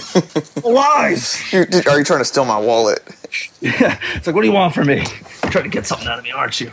So that like I just automatically go to that. Or if people like if it's just more than one comment, like if it's a series of comments where like, yeah, man, I really like this, and it all just starts sounding like lies to me. Like, no, you're lying to me. You didn't watch it. So you react with paranoia. Oh yeah, I got problems that go years back. And I react with anger and. As for negative, like it really all depends on what the negativity is. If it's like negativity content-wise, I always think it's the funniest thing in the universe. Like when people are offended or anything like that, or like this is fucked up because that kid's doing things he shouldn't be. Then I just think it's funny. Like it doesn't offend me whatsoever. I'm just like, yeah, you're right. That did happen. I was there. I animated it. And as far as criticism for my like actual techniques and skills and everything go, it's like I just try to kind of look for consistencies, because then like if they're all kind of consistently saying the same thing, then maybe they're kind of right, and I try to work on it then based on that. But like when it's just like I got 2 really bad reviews for Where the Dead Go to Die so far because I did this program through the distributor where they just send out 100 screeners to some mainstream sites, some horror related sites. They just get out there. Mm-hmm. So I was wondering how it would regular sites would respond, and there were 2 that like really just hated it with a passion. It didn't really offend me. I just kind of read it and laughed to myself like, oh, I'm a wacky guy, aren't I? But it was like one of the dudes went as far to call it like, it's just a worthless movie, no reason to watch it, just has no worth. And I was like, really? Like it's got to have some sort of worth. I mean, it's retailing for $14.95. That's worth that, right? Well, dude, you know what I learned from old friend of mine, the artist dude David Cho. Like he did a voice in We Are the Strange, and I learned a ton from him about like a bunch of stuff. But like when people were like We Are the Strange, like walking out of it and shit, I was like, oh man, but he was like, no, dude, you need to film them and get them to say that shit on camera and talk about how much they hate it. And his thing was about, it's just as good or even better if people talk about how much they hate your shit and how much it sucks. Because then if other people see that or hear it, they want to come and be like, oh yeah, it sucks? Okay, I'll tell you how much it sucks. Or really? No, I know how much it sucks. And then like it attracts more people. Mm-hmm. So yeah, what he did and like I learned from him was like, he told me to do was like, yeah, go put that shit out there, like, because if you saw that, like, like that whole worst movie ever thing, like for The Room or whatever, if you saw that, you'd be like, worst movie ever, let me see that. But yeah, I think some of those reviewers get a little out of hand. Yes, sir. Well, I just thought it was funny because that's the things they kind of pick apart. It's mostly content-wise or animation. Those are the 2 things I hear the most about. Just too many fucked up things going on. It's not even a movie. Or it's just like it's animated like what a Windows 95 fucking toasted bun. Right? It's like it's animated like a Windows 95 PC game. Like, yeah, so I mean, I used to play games back then. They were fun. What's the problem? You're like, come on, guy, give me Windows 98 at least. Come on, what the fuck? Yeah, like, come on, dude. The Sims was played on like Windows 98. Give me that. But I think all the shit people are saying, like by the time we make it, like we know whatever it is, and it's like, it's kind of like, you can't blame people from saying what they're saying. But I mean, dude, like honestly, I can say I've never, ever, ever left like a negative comment on someone's video or anything. I never have either. If I don't like it, I just don't say anything. Yeah, it's just I stop watching it. I just move on. So I don't get that. I guess I can't understand like why would you do that? I guess people are angry or frustrated or something. So I've never done that. I'm just like, I don't like it. I don't say anything. I don't see the point. I don't think I've ever even done like a bad review or anything on Amazon or IMDb or any of those. Yeah, me neither. I just don't see the point. It's just like, leave it, Mm-hmm. If some person puts up a video and there's like 1,000 views and no one comments or something and real humans watched it, then it's like, okay, maybe you got to say to yourself there's something wrong with it or it's boring or something, Uh-huh. But maybe some people are just like, it's the greatest thing in the world. So those people hating feel like they're doing them a service. No, we got to let them know it sucks. So they don't think it's great. No, wait. Let me correct this error in the universe. But the way I was looking at it is when they criticize the animation or the technical skills, I just think back to like all the old horror movies that I grew up watching, where you could see like the zippers on the monsters' costumes, or the special effects slip for a second and you see like a blooper, like that. Yeah, that's a good point. So it's like the monsters you knew were monsters, like dudes in suits. But when my animation, accidentally twitches for 1 second, why can't it just be a funny blooper? Why is it gonna be like, oh, the animation sucks, fucking die? I think maybe it's just because there's like the Pixar standard and everyone's like holding it, to like some standard that like that geek tech worship, like whatever it is, scene people, or I don't know what they are, like. Because I'm certainly, I've seen a lot of animated shorts that are technically perfect, but they're just a fucking heaping pile of shit. Like, yeah, it's a guy flipping around, fucking shooting guns, and okay. So to me, it's worse to be like, yeah, I've seen that 1,000 times before. I'd rather see something I've never seen before that, if technically it doesn't have to be fucking whatever, but, Oh yeah, I agree. It's just, I think if you're just original and give people something they haven't really seen yet, or I think it should make up for it. Yeah, this shit doesn't matter. It's like in real life when someone comes up to talk to us, if they're not like a perfect supermodel, where you're like, I don't want to hear from you. Shut up. Yeah. It's like, you're ugly. You don't have things to say. Yeah, it's like people aren't perfect, and we fucking listen to them, and the imperfect people out there are the ones that probably have the best things to say to you. But if you're waiting for a supermodel to talk to your ass, you're gonna have a long life, motherfucker. And then she just want charity donations and attention. That's right. She's like, you don't have a Porsche, fuck you.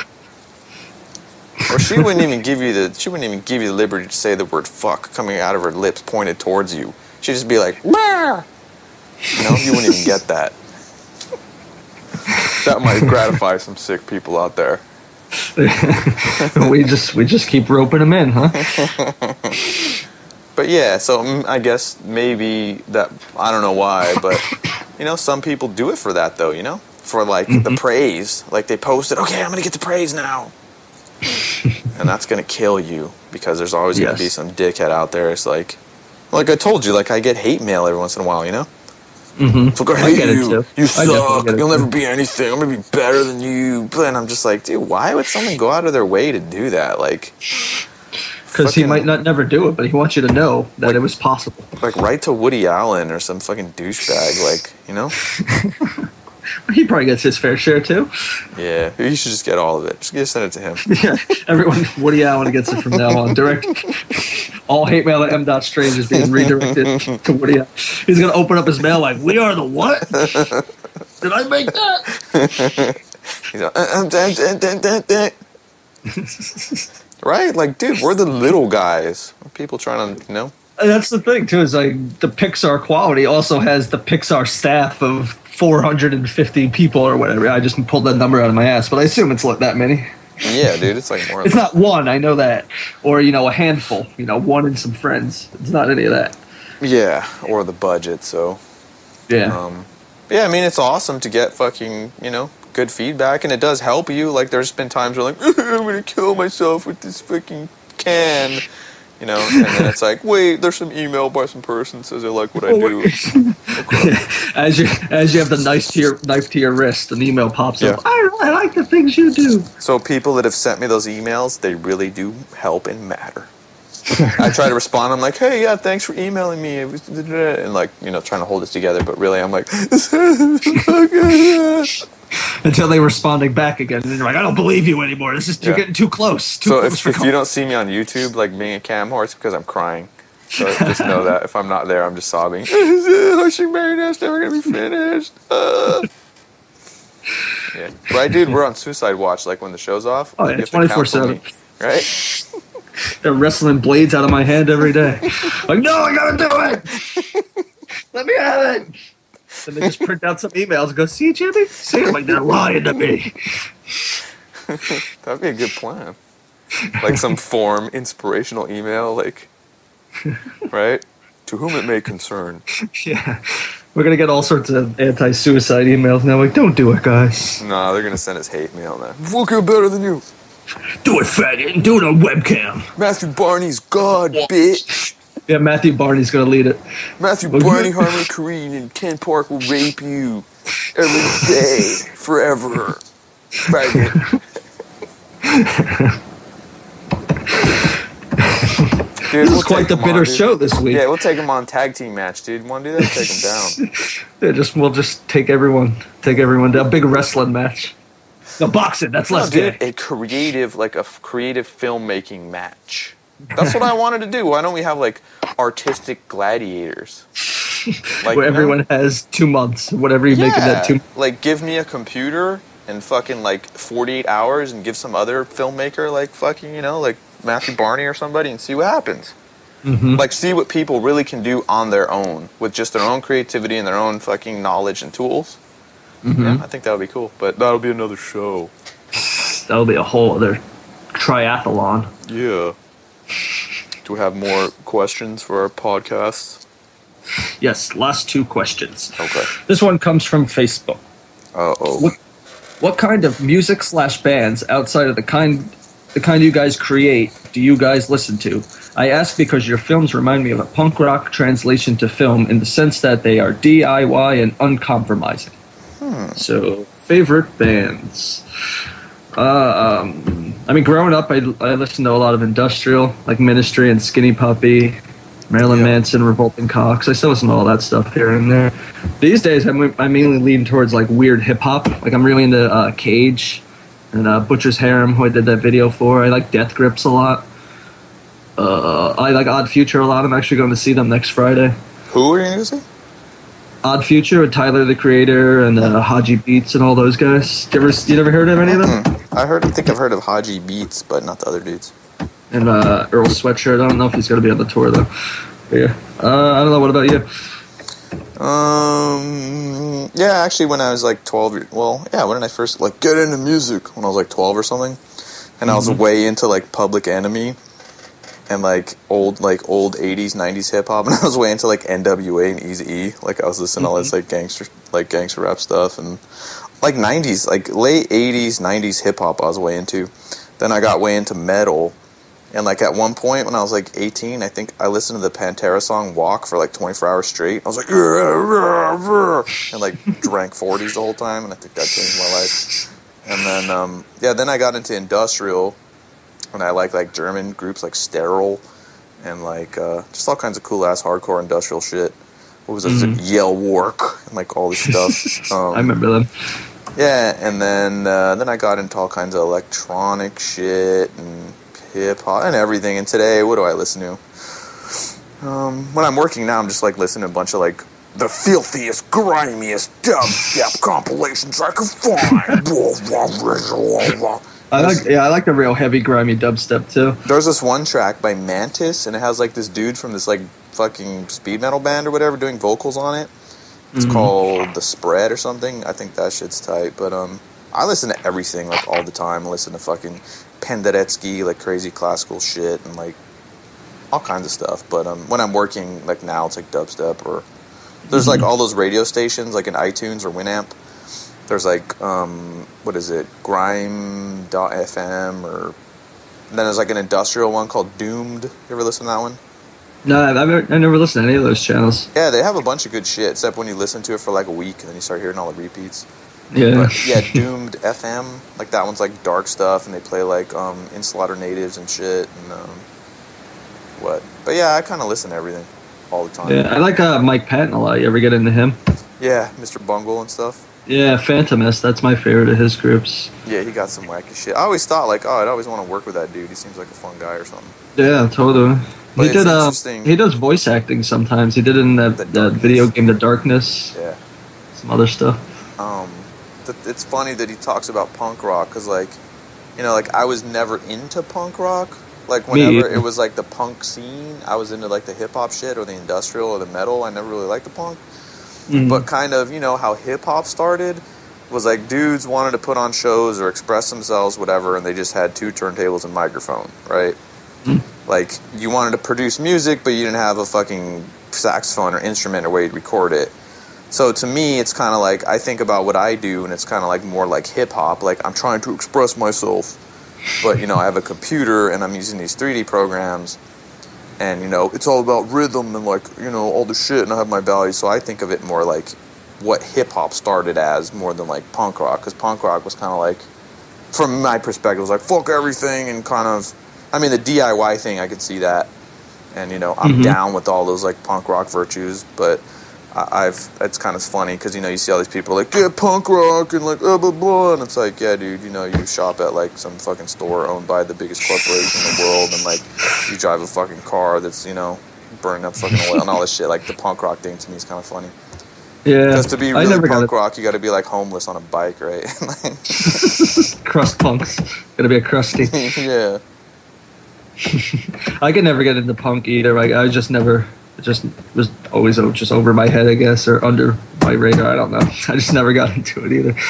I was gonna say, were you into MSI when they contacted you, or did you find out later about? It was actually there was maybe because, you know, I used to do a bunch of like wacky hip hop shit and industrial whatever the fuck I used to do, and there was some dude who was like a fan of my music.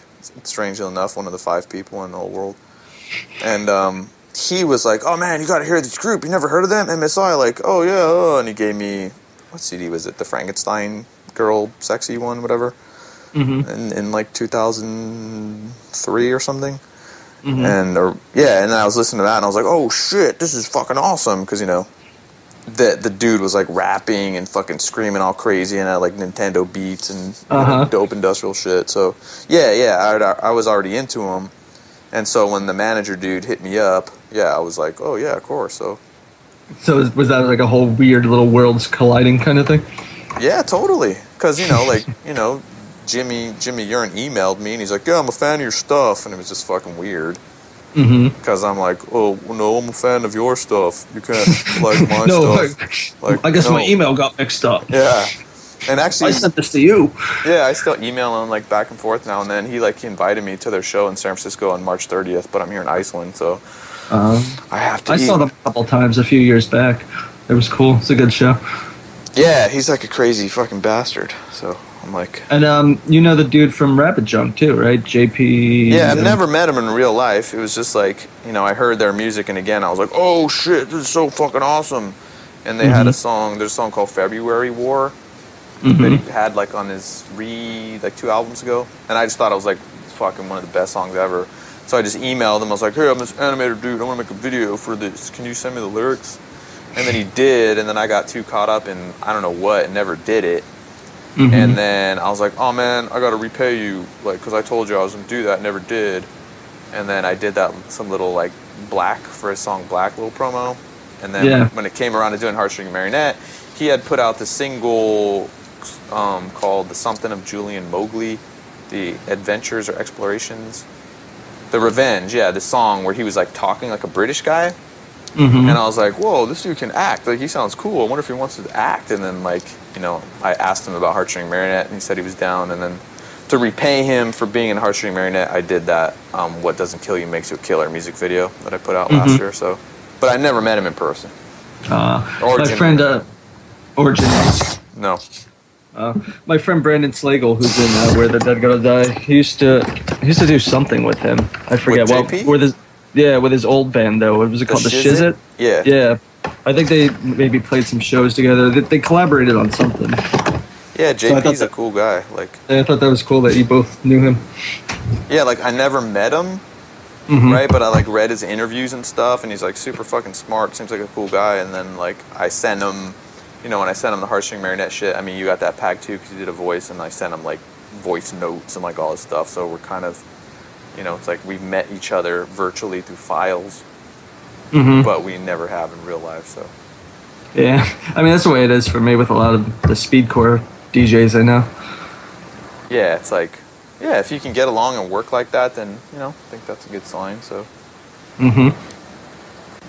So, I guess this is the last question. This is the one from the Tumblr. Just wanted to ask, how do I overcome perfectionism, meaning counting pixels and aligning objects perfectly according to the golden rule? I just cannot seem to let it go. I just cannot seem to let go. If it does not look as good as I can make it. Thanks. How to overcome perfectionism. 3.166766767 pi. Well, I mean, that's just kind of a thing, right? I mean, you just have to realize there's nothing is perfect. Mm-hmm. And I think you just gotta look at the bigger picture sometimes too. Not focus on just those little things, just like the overall story and the result of the movie or whatever project it is. yeah, because it's hard not to if you have like high standards. And I try to do that. I try to make every shot and every fucking thing I do the best it can be, while considering that I have to do all this other work, so I can't spend too long on it. So I think if you give yourself deadlines or only a certain amount of time to do this certain thing, then it just forces you. Because that's what people say, you know, they say films are never finished. You just stop working on them, Yeah. you know? So, I was gonna say that, man, I just lost my train of thought somehow. Oh, I was gonna say, when I get to parts where I just can't seem to, like, move past some sort of perfectionism thing like that, I just kind of just leave what I have and move on to the next shot, and then I go back later when I'm editing the movie, and if the shot still bothers me, then I fix it, and if not, I just go, oh, okay, well, it's good enough, I suppose. yeah, that's a good policy. Because, I mean, that's the way, like, you can make yourself sick. Because I would, like, work on a shot and then fucking work on it the whole day, and then I was supposed to go to sleep, and I'm still like, no, and I'd stay up and then, like, make myself sick, and, you know, it's like, you think you have to become professional, and just move on, and then realize it can just become like a mind fuck, and then you just have to look at it another day or something with new eyes. Yeah, I guess just stick with what you have for a second and then move on and see if your opinion changes. Yeah, and something that I've learned to do that kind of works in my life as well as in my work. It's like I look at a shot or a film, whatever, and I'm like, it's not perfect, but it's mine. And to me, that like means something, and I'm like I look at myself, I'm not perfect, but I'm me. So that's something that's helped me, you know, just put stuff out. Yep. And finishing too. Just finishing will give you a whole different outlook on everything too. I think you'll be a little less perfection. Yeah, and just realize that everything's in progress. And even if you finish a movie, it's not the last movie you ever make. So make the next one better, and like everything, you know, I look at it like, like you're making a movie and putting it out is like taking a boat out to sea, and like you take the boat out to sea, and then a fucking hole springs in the hull, you know, and water starts coming in. So then like you put your finger in it to plug it up, and then you know you fucking take it back to dock, and then you take it out again. You make another movie, and then another hole springs up, and you put your finger in that one until like you have all your fingers in a bunch of holes, and then maybe someday, you know, it'll just float and you won't have any holes. But up until then, it's always seems like that. That's an interesting outlook for sure. Right? It's like, okay, I got the texturing down now, and then like next movie, like, oh fuck, this part of the plot sucks. I need to work on that, and then you know. Yeah. Just little battles. Little battles. And then you have to start using your toes, and then you're just like, oh shit. There's just holes everywhere. Yeah. The water's coming in. There's a giant bung hole in this ship, and it's sunk. Yeah, you know what a bung hole is? It's just like a hole in a jar. I looked it up. I was like, why is it so funny? That's related to animation, right? Because we both like watch Beavis and Butthead. Oh, and on a note like that, actually, I was watching one of those MTV documentaries I mentioned on one of the podcasts. I think it was called Tuna-mentary. It was just all about the MTV animation. But it was made in the mid-'90s, so they had early interviews with Mike Judge during the early seasons of Beavis and Butthead. And he was saying that it took a long time for them to be able to say ass munch. Like they kept saying, you could say butt munch, but you can't say ass munch. And then he said, like, after a year of them saying butt munch, finally they just started slipping ass munch in, and nobody noticed the difference. But they were like real weird about it at the beginning. Just on a little side note about Beavis and Butthead. Yeah, I think Mike Judge is awesome because, like, you know, like I consider myself, you maybe do too, like an anti-animator. I'm not all like the animation method and a 12 old men and blah blah blah. Like I know that shit and I respect it.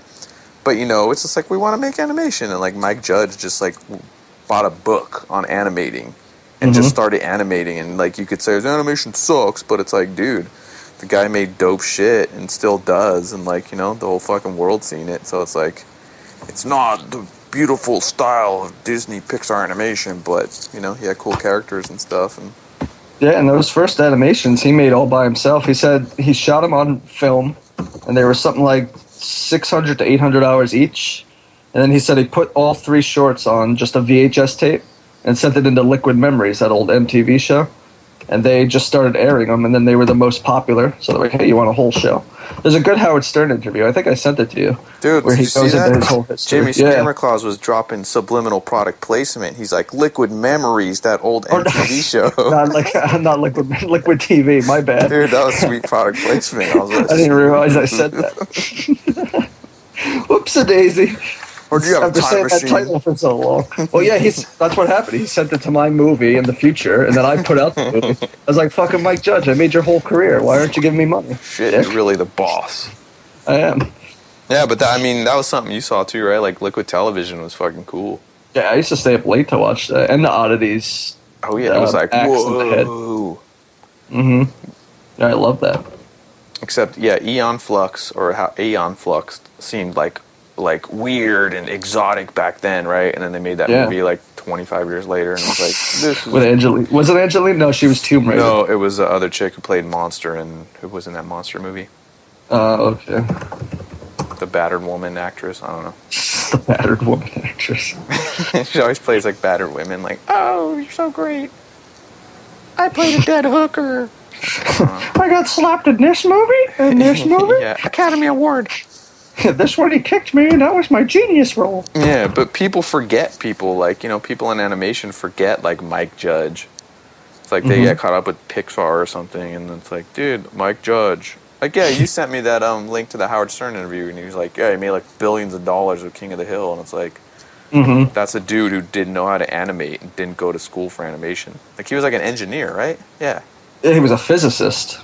Yeah, and he, like, I think he was actually working in Silicon Valley, like where I live, when he his inspiration for Office Space.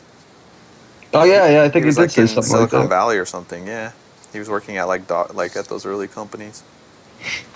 And he was talking about how they on Beavis and Butthead, they like kind of screwed him over. They only gave him $20,000 for the characters. Yep, he sold the And rights. Yeah, for nothing because he was just some kid. But that's something we never know, you know, me or you or, you know, James or whoever else that we know could be in that situation. Like, hey, man, this company offered me $10,000. You know, right? We could be signing away the rights forever. And well, that's what I'm trying to think for my next movie. Because, I mean, like, I could probably find someone to help produce it and pay for it. But then when I'm done animating it, I wouldn't own it anymore. I'd basically make whatever the budget of the movie is, you know? Yeah, it depends, I think, on the contract, you know, on what you can get written up. It depends on the person and how much they want and, you know, what part of it they want. But, I mean, that's usually the trade-off, yeah. It's like money with attitude. I mean, if we ever... That's why Kickstarter seems so awesome, because it's money with no attitude. It's not going to look over your shoulder and be like, you can't do that, you can't do this. We got sponsored by Kraft Foods, so you can't do this, or you have to do that. Maybe we should try the Kickstarter someday. I always think about it, but I don't know if I'd be... like able to do it. I don't know if anyone would donate to me. Well, you never know. That's true. And I've had friends who's it worked for, and I have friends who it hasn't worked for. And like the ones you think, like I thought it would definitely work for you. Like I was surprised when yours didn't go as well. Yeah, the thing I learned from that was that like I tried it and I was like, I'm not going to do anything. I'm just going to put it up and then like post it on my blog on my YouTube and do nothing. And then like nothing happened. So then I learned from people who had it work successfully, and I got hit up by people. They fucking emailed everybody they knew and contacted all these people and like hustled for it and worked, which I did nothing of. So I think it still takes like, you know, you still got to hustle. Yeah, that's the thing too. Is I'm not good at all that kind of stuff. The internet advertising and all that. Like, I don't even know how people find my stuff. Yeah, but I think, you know, we're in a nether region in the internet, you know, right now. And we're in this nether space that's really, really hard to find or whatever. But I think in the future, as long as, you know, we keep getting those emails and we don't slit our wrists, that, you know. As long as the suicide hotline keeps picking up, as long as it's never busy. if we're still alive and putting shit out, maybe we'll find the way without being total whores or, doing something to make us want to die even more. On another upbeat note. So, yeah. We hated on movie directors. Well, I did. Talked highly about Mike Judge, though, so good for us. Yeah, Mike Judge is awesome. I think Idiocracy is one of the fucking funniest, most genius movies ever. Oh, yeah, I love that movie, too.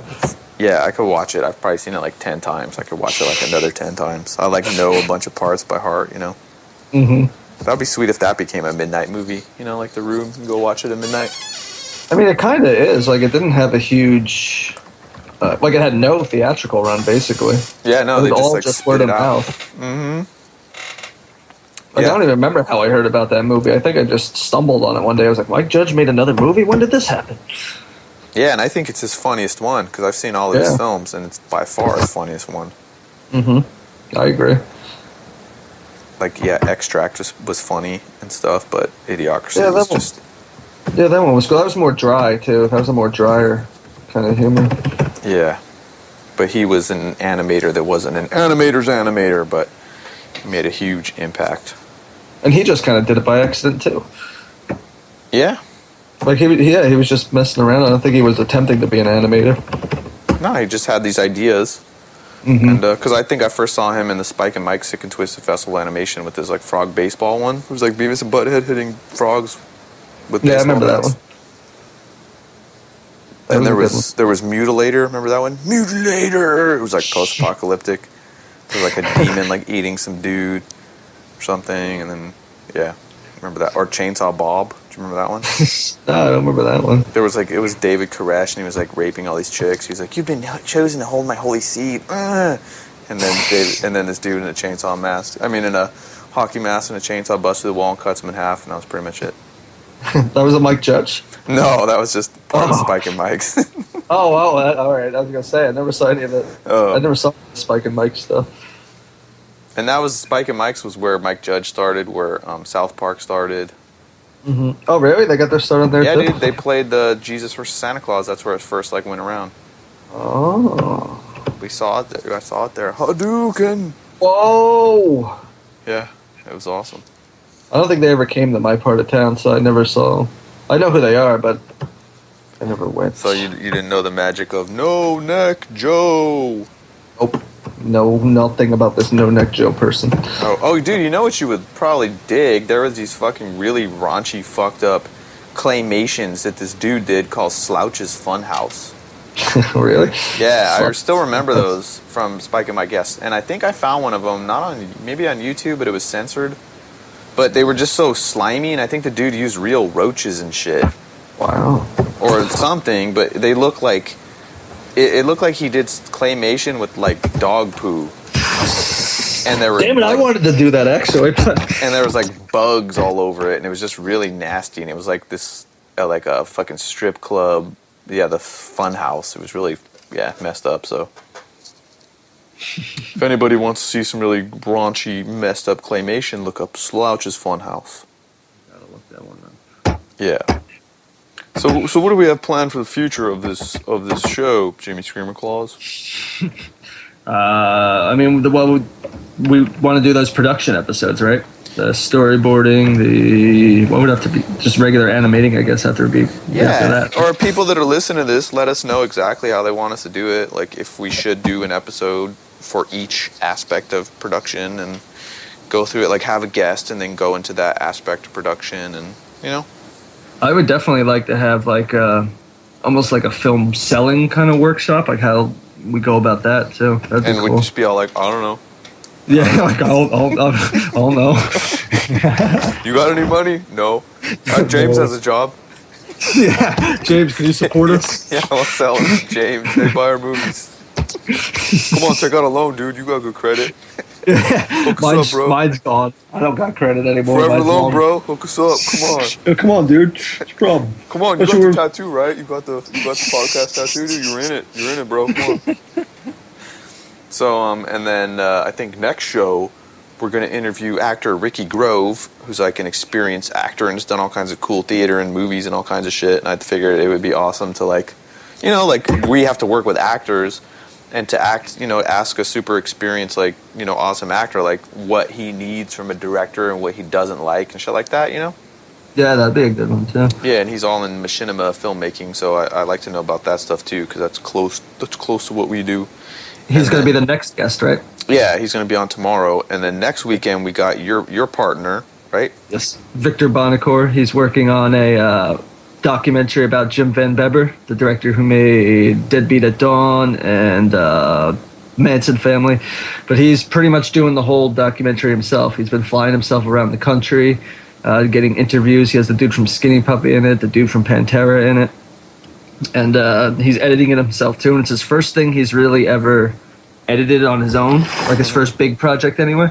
So he's been learning just pretty much how to use the program as he's going to. Sweet. So I figured he's kind of forever alone in this way. Yeah.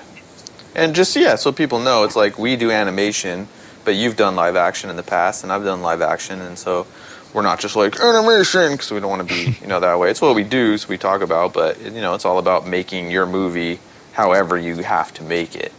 And who says we'll only be animators forever? Yeah, unless we form that satanic blood pact for the Forever Alone Filmmaking podcast. Exactly.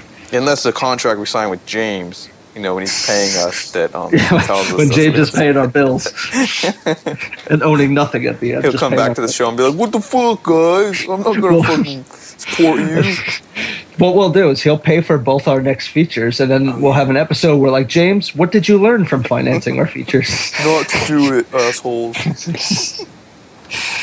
We're like, we're leaving, dude. We're going to France. That's where they understand us. You're paying for the ticket. All right, so I guess this was Jerk Off episode number 7. This was the bitter episode, I think. And just so people know, it's a Saturday night at 2 a.m. here in Iceland, where I am. It's 10:14 here in Pennsylvania. And this is what we're doing. Because we're hardcore, motherfuckers. Oh, yeah.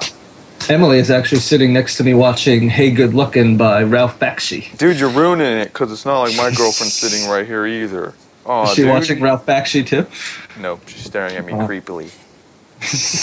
Like, why did you just talk about me on the radios? Yeah, just so people know, I mean, maybe you wondered last episode, like, why was it, like, some Icelandic woman, like, introducing the show? It'll probably be on this one, too. I think we saw one.